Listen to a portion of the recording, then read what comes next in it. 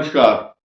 वृषभ राशि पर कुछ प्रमुख बदलाव और ये जो सप्ताह होगा 14 जनवरी तक खास तौर से, और उसके बाद फिर अगला हफ्ता 21 तारीख तक का, इन खास ग्रहों की चर्चा के साथ साथ बुध का, सूर्य का, मंगल का वक्री होना और राहु केतु के जो परिवर्तन अभी हो रहे हैं 12 तारीख को, ये जो सब बातें हैं, इन सब से आपको अवगत कराना बहुत आवश्यक है। देखिए, हम बहुत मेहनत करके और जल्दी जल्दी हर ग्रह के ऊपर, जैसे टीवी चैनल वाले, न्यूज वाले बोलते हैं आप नजर बनाए रखिए इस बात पर, हम भी नजर बना करके रखते हैं। तो 4 ग्रहों पर हमारी नजर अभी है, और क्यों ना वृषभ राशि पर इसकी चर्चा की जाए, क्योंकि ये इसका सरोकार, इसका खास महत्व और रिलेशन आपके साथ है।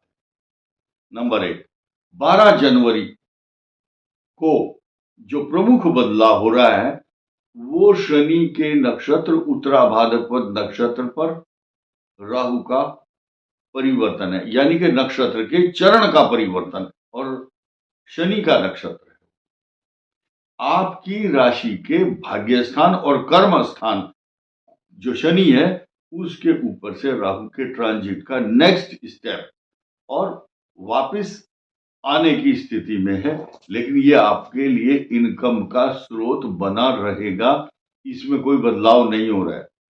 एक नई चीज क्या है, उत्तरा भाद्रपद उत्तरा फाल्गुनी दोनों 180 डिग्री की राशियों पर निर्भर करते हैं।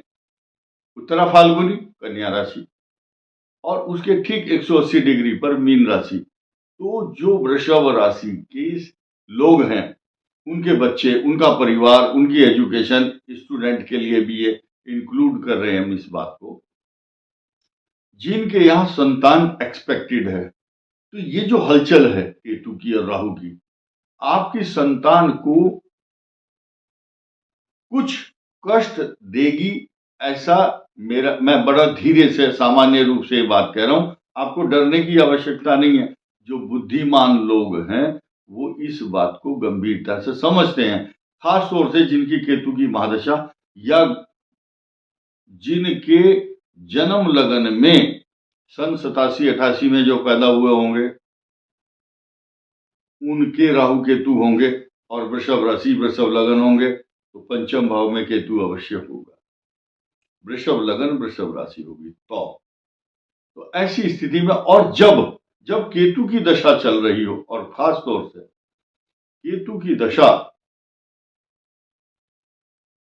जिनका उत्तरा भाद्रपद नक्षत्र और या पूर्वा भाद्रपद नक्षत्र होगा, उनकी संभावना ज्यादा है। मैं इंडिविजुअल बात करता हूं कई बार, तो मैं इस बात को सुनने के बाद लोग फोन करना शुरू करेंगे, मैसेज देंगे, परेशान करेंगे, बस आपने बिल्कुल सही बताया, अब हमारे पास हमारी समस्या का समाधान करो।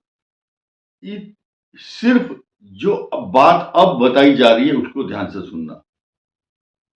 अच्छे चिकित्सक के परामर्श या उनके टच में रहिए और अच्छा खान पान रखिए। रिस्क वाला कोई भी काम ना करें, रिस्की काम करने से गर्भ संबंधी समस्याएं आएंगी। और जो स्टूडेंट्स हैं उनके पंचम भाव में जो केतु है वो आपको भ्रमित कर रहा है। कारण क्या है, वो दिशाहीन बनाता है, अच्छे मित्रों की संगति नहीं है, कहीं पेट का रोग, या जब आप पढ़ने बैठते हैं या एग्जाम देने जाते हैं तभी बीमार होता है ऐसा बच्चा जिसका मंगल पंचम या केतु पंचम होता है, तो या पंचम भाव का स्वामी 6ठे 8वें 12वें हो तो। अब क्या है कि गलत संगति से बचना है, गलत खान पान से बचना है, और खास तौर से बेटा या बेटी, उनके पेट में राइट साइड में कुछ पेन होता है, क्योंकि केतु पंचम भाव ये कोख है, कुक्षी प्रदेश बोलते हैं आयुर्वेद में। तो ऐसी स्थिति में क्या करना है आपको, भगवान गणेश की उपासना, और साथ ही साथ क्योंकि आपके द्वादश भाव का स्वामी मंगल भी है और सप्तम भाव का स्वामी भी मंगल है, तो पंचमुखी हनुमान जी की उपासना, साधना, दर्शन या हनुमान जी का नाम लो, वही संकट कटे मिटे सब पीरा, उनके बारे में सब कुछ कहा गया है। वही करते हैं सब, हरे सब पीरा, रोगों का भी विनाश करते हैं। लेकिन केतु के इन्फेक्शन, बीमारी तथा बुद्धि भ्रमित होना, राहु और केतु, राहु का हिस्सा ऊपर, उसके मुख है, आंखें हैं, नेत्र हैं, भले ही खगोलीय आकाश में उसका कोई पिंड नहीं है या उपग्रह उस पर नहीं छोड़ सकते, छाया ग्रह है, ठीक वही छाया ग्रह जो नीचे का हिस्सा केतु है, उसके उपास नेत्र नहीं है। वो आपको दिशा भ्रम, अनगाइडेड मिसाइल की तरह से आपको गलत मार्ग की तरफ ले जाता है। इसलिए अच्छे मित्रों की संगति करना परम आवश्यक है। अब देखिए नई चीज, एजुकेशन में पूरी कंसिस्टेंसी के साथ वृषभ राशि, वृषभ लगन को लगना, संतान जिनकी संतान है वृषभ राशि वृष लगन वालों की, जो थोड़ा सा भी जिस पर संदेह है उस पर पूरा फोकस करेंगे। प्लस पॉइंट यही है, वही बच रहा है जिसको बृहस्पति ग्रह को जो जच रहा है, क्योंकि बृहस्पति वृषभ राशि पर 1,00,000 दोष, 1,00,000 परेशानी आ रही है, तो उनको पहले से ही मिसाइल की माफिक समाप्त कर देता, आपके पास आने ही नहीं दे रहा है। आप महसूस करेंगे, आप बार बार बाल बाल बचते हैं परेशानियों से, और मुद्दई लाख बुरा चाहे क्या होता है, वही होता है जो भगवान को, हनुमान जी को मंजूर होता है। आपके ऊपर आने वाले आक्षेप, झूठे आरोप, फॉल्स एलिगेशन के साथ साथ बहुत लोग कोशिश करेंगे कि आपकी छवि को धूमिल किया जाए, try to tarnish your image, but आपका पराक्रम, आपका पुरुषार्थ, आपका साहस, आपकी डिग्निटी और अपने स्वाभिमान की रक्षा करने का जो संकल्प और आकांक्षा है, टॉरस के बारे में विख्यात बात यह है कि वे अपनी महत्वाकांक्षा की रक्षा करने के लिए अपनी इज्जत के साथ, इट्स सेल्फ डेवलपमेंट के लिए बहुत कुछ करना चाहते हैं और करते भी हैं। यही कारण है, आपको अपनी, जब आप अपनी मर्यादा, अपने सम्मान की रक्षा नहीं कर पाएंगे तो आपका जीना बेकार है।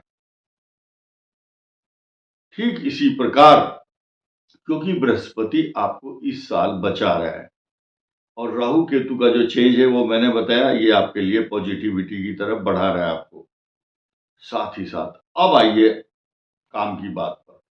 सूर्य आपके भाग्य स्थान पर 14 तारीख को आ रहे हैं। अभी तक आपका चेहरा लटका हुआ था, हंसने को मन नहीं कर रहा था, अंदर से निराशा थी। तो किसी फिल्म का डायलॉग है, वो कोई बोलता है, हीरो बोला कभी हंस भी लिया करो। तो आपको बोल रहा हूं, वृषभ राशि वालों को, कभी हंस भी लिया करो आप। अब हंसने का समय आ गया है। यह हंसाएगा, आपको प्रफुल्लित करेगा, आनंदित करेगा।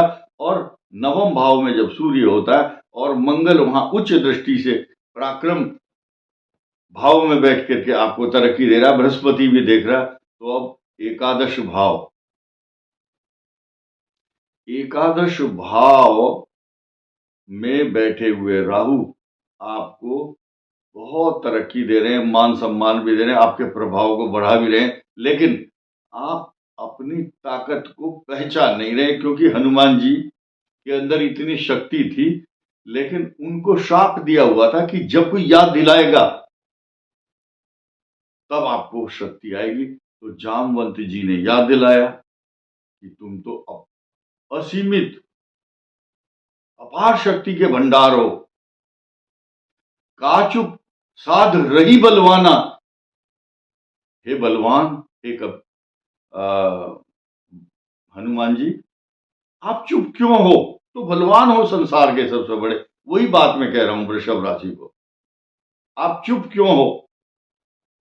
उत्तिष्ठ जागृत, उठो और जागो। अभी आलस्य, प्रमाद, टेंशन, बोला कल करेंगे, परसों करेंगे, अब आपके काम रुकेंगे नहीं, अब तेजी से बनेंगे। क्योंकि अब आप उठ गए और जाग गए। सूर्य का जो आभा मंडल है वो चतुर्थ भाव का स्वामी अपने ही नक्षत्र पर आपके भाग्य स्थान पर आ गया, समझो 2 दिन के बाद।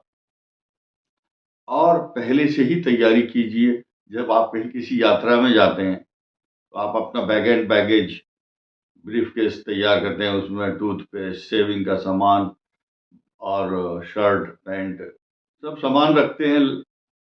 ठीक इसी प्रकार मिथुन में अभी मंगल आने वाला आपके वाणी स्थान पर।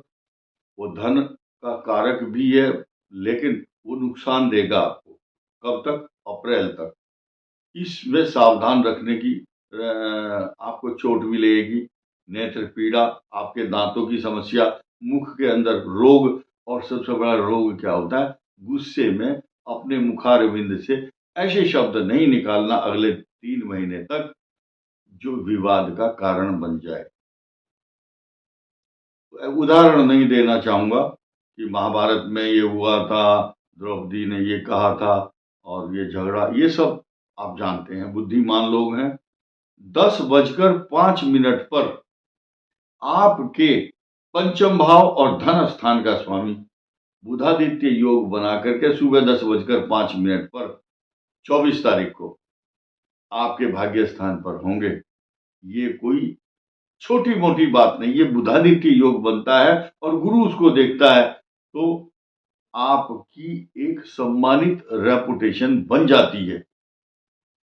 और क्यों ना हो, क्योंकि राहु और केतु जब इतनी अच्छी कंडीशन में हो, त्रिखटे एकादशी राहु, सर्वारिष्ट निवारणम, मेघनाद या बड़े बड़े पराक्रमी चक्रवर्ती सम्राट जो हुए हैं, और उनका या तो तीसरे भाव या छठे या 11वें स्थान में राहु होता है। इस समय आपकी कुंडली में पहले से क्या ग्रह है क्या नहीं है, हमें आपकी कुंडली का इंडिविजुअल का मालूम नहीं, लेकिन आज की तारीख में हम ये कह सकते हैं कि 18 मई तक तो ये राहु आपकी रेपुटेशन को कहीं से भी कम नहीं होने देगा।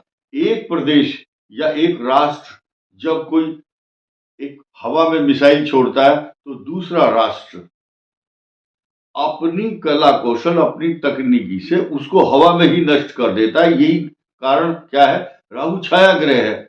ऊपर से आने वाली जो मतलब अपरोक्ष रूप से आपके ऊपर जो कि कैसे हानि पहुंचा सकते हैं, आज कोई मिसाइल तो छोड़ नहीं रहा आपके ऊपर। राहु छाया ग्रह है तो लोग ऐसे कोई तंत्र मंत्र यंत्र ये न के न प्रकारेण, बहुत से लोग दूसरों को नुकसान पहुंचाने के लिए मंत्र जाप करते हैं। ऐसा मंत्र बताओ जिससे कि दूसरा को नुकसान हो जाए। अपनी तरक्की के ऊपर ध्यान देना चाहिए, दूसरे को नुकसान पहुंचाने के लिए नहीं। बल्कि आज की तारीख में क्या है, अरे अपने दुख से दुखी नहीं है, दूसरे के सुख से दुखी है। ओहो मेरा पड़ोसी बहुत सुखी है। जिस दिन आप उसको देखकर प्रसन्न हो जाएंगे, उस दिन भगवान आपको खुश कर देगा। इस वीडियो में इतना ही। धन्यवाद। नमस्कार।